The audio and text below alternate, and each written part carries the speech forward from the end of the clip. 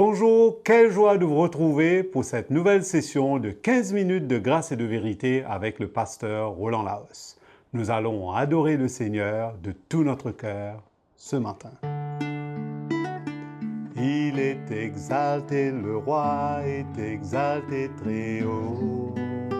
Je le louerai, il est exalté pour toujours exalté et je louerai son nom. Il est Seigneur, sa vérité régnera.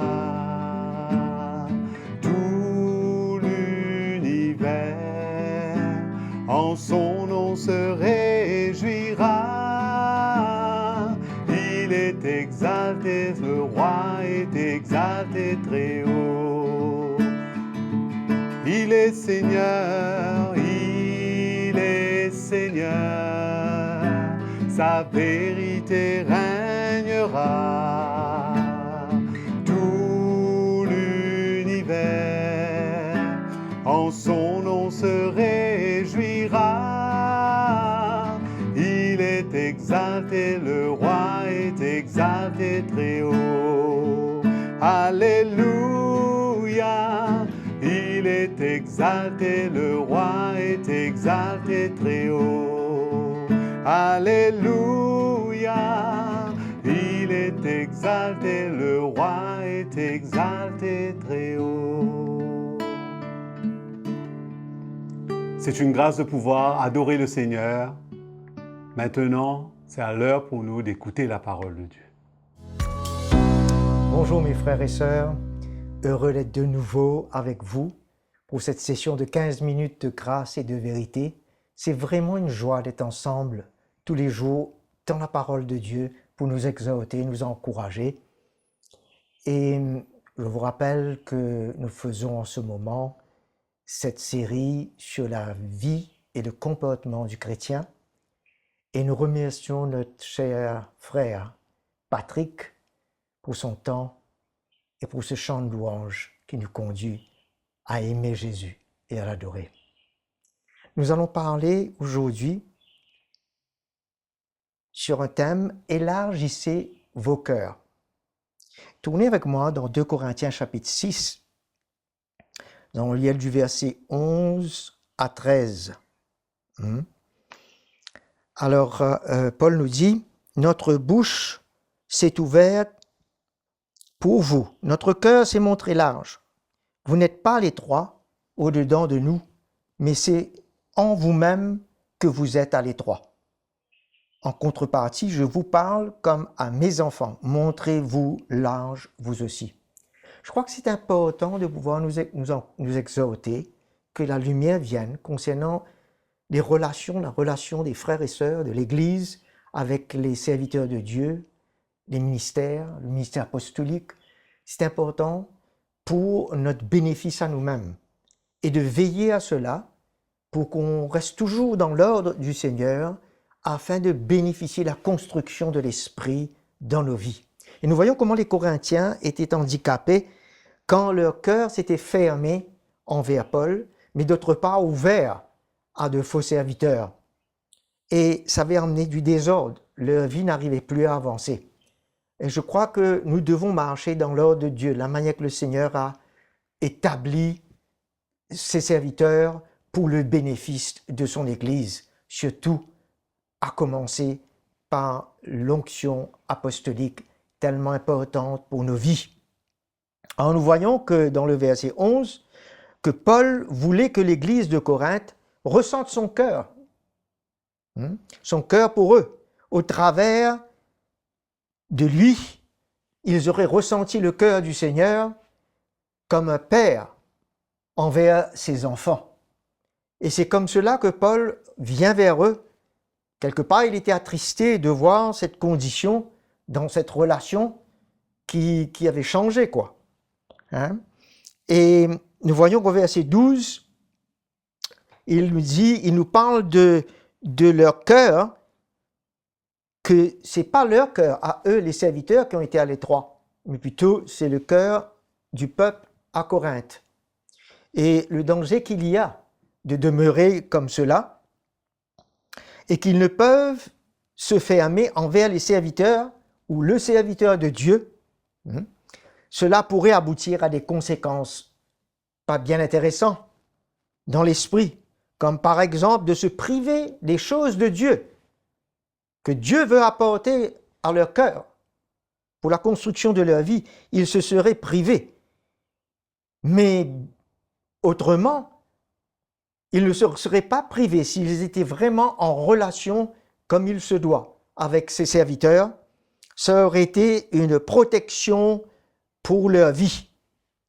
Et leur vie pourrait continuer à s'enrichir dans les voies du Seigneur et pour grandir avec Jésus.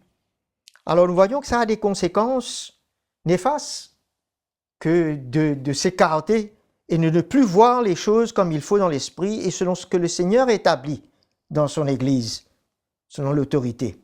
Dans le verset 13, on voit un cri du cœur de Paul pour qu'il ne tarde pas à revenir à cette place.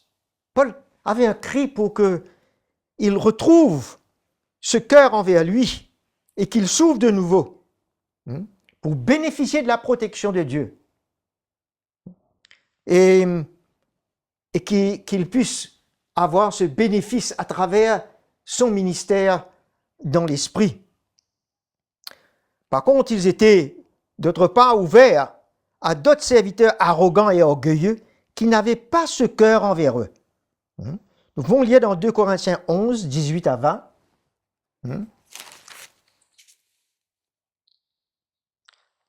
Puisque beaucoup se glorifient selon la chair, je me glorifierai aussi. Vous supportez si volontiers les insensés, vous qui êtes sensés. Nous savons que là, c'est un texte où Paul paraît ironique. Mais le but derrière, c'est de gagner leur cœur, de gagner l'attention de leur cœur pour qu'ils reviennent à leur sens. Vous supportez en effet qu'on vous asservisse, qu'on vous dévore et qu'on vous dépouille, qu'on vous traite avec arrogance, qu'on vous frappe au visage comme des esclaves. Et ils acceptent cela comme normal. Pourtant, à côté de cela, Dieu a une autre vie pour eux, une protection, une vie saine, pas être traité de la sorte. C'est triste quelquefois à dire comment dans le corps de Christ ces choses existent. Ils existent toujours. La maltraitance de la part des serviteurs de Dieu, des faux serviteurs, et que le peuple de Dieu subit ces choses, comme des victimes. Mais là, nous voyons que quelque part, le peuple de Corinthe acceptait cela. Et Paul voulait regagner leur cœur pour les ramener à l'ordre, dans l'esprit. Alors, c'est pour cela que dans le verset 16, il paraît ironique. Je le répète, que personne ne me regarde comme un insensé, sinon acceptez-moi comme un insensé, afin que moi aussi je me glorifie un peu.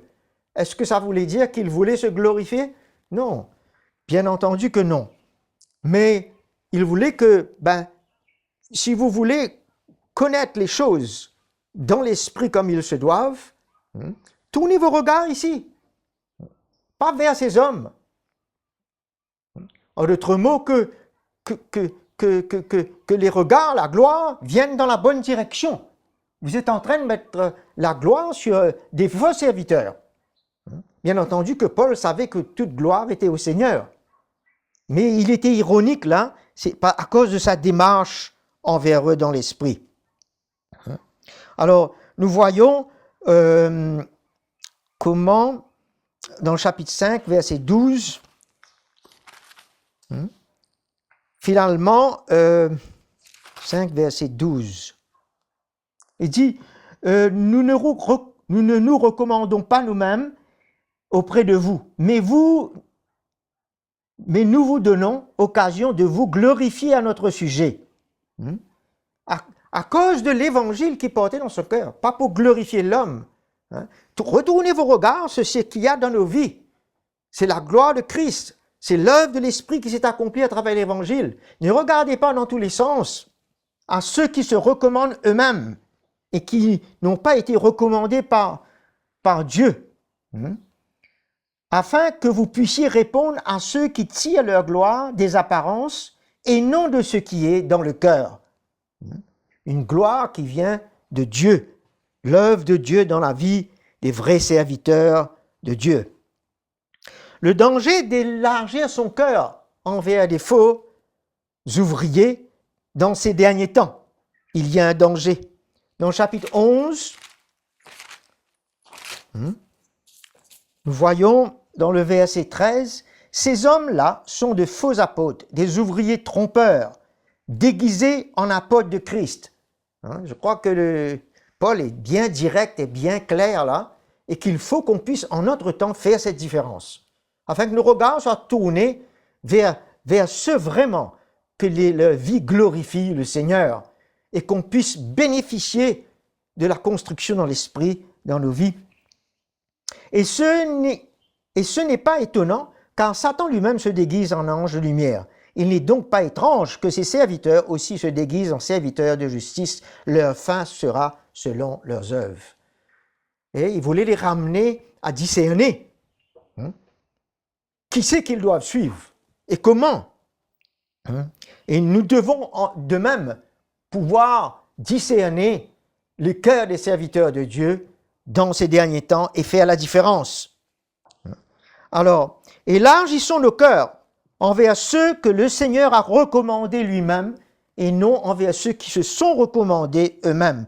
Et accueillons ces serviteurs que Dieu a recommandés, accueillons-les dans notre cœur et dans l'esprit. 2 Corinthiens chapitre 10, verset 18. Car ce n'est pas celui qui se recommande lui-même qui est approuvé de Dieu. C'est celui que le Seigneur recommande qui est approuvé.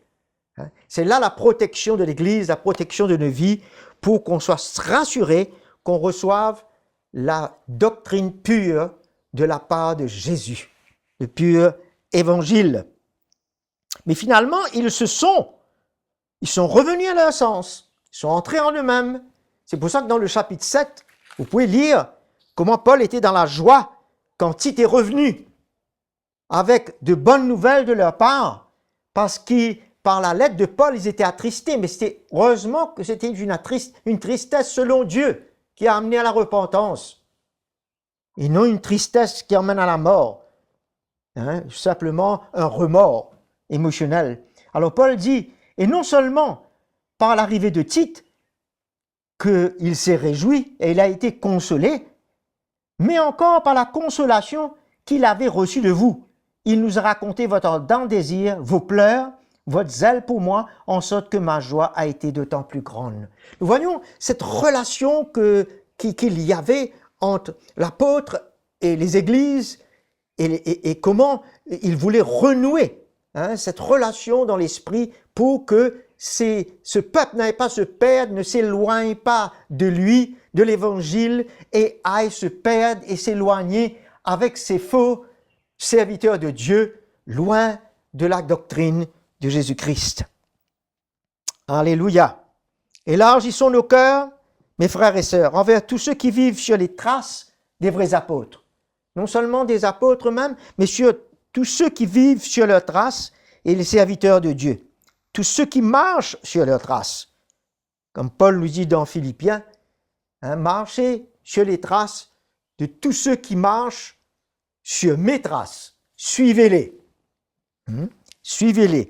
1 Corinthiens 4, 16 nous dit, 1 Corinthiens 4, le verset 16, « Je vous exhorte donc, soyez mes imitateurs, à cet effet, je vous ai envoyé Timothée, qui est mon enfant bien-aimé et fidèle dans le Seigneur. Il vous rappellera mes voies en Christ, telles que je les enseigne partout dans toutes les églises. » Nous voyons que c'est ça que nous devons apprécier dans le cœur de ceux qui sont recommandés par Dieu au travers du mystère apostolique pour pouvoir construire l'Église, et nous pouvons les suivre sans crainte.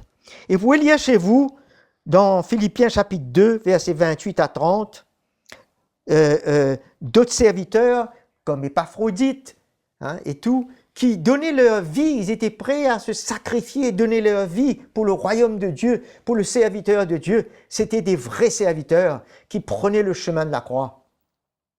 Dans Romains 16 aussi, vous verrez, vous pouvez lire le verset 1er et le verset 2, parlant de la sœur Phébé, et comme quoi, que ce soit frère, que ce soit sœur, et diaconesse, diacre, tous ceux qui se donnent sur cette route, qui ne se recommandent pas eux-mêmes, nous pouvons les suivre et recevoir du Seigneur de la part d'eux. OK? Voilà ce moment à partager avec vous que je sens qu'il est important de partager sur ce sujet pour nos propres vies et nos protections. Le Seigneur vous bénisse et on se revoit à la prochaine session. Nous remercions le pasteur Roland Laos pour son partage à travers de cette session de 15 minutes de grâce et de vérité. Le Seigneur nous a encore parlé clairement. Nous vous encourageons à aimer et à partager ce programme. N'oubliez pas à vous abonner à notre chaîne CTMI et à cliquer sur la petite cloche pour être averti des prochains épisodes. Prenez contact avec nous à l'adresse indiquée sur votre écran. Partagez-nous vos témoignages, expériences et n'hésitez pas aussi à nous envoyer vos questions si vous en avez. Nous vous retrouvons dans la prochaine session. Jésus vous aime et à bientôt.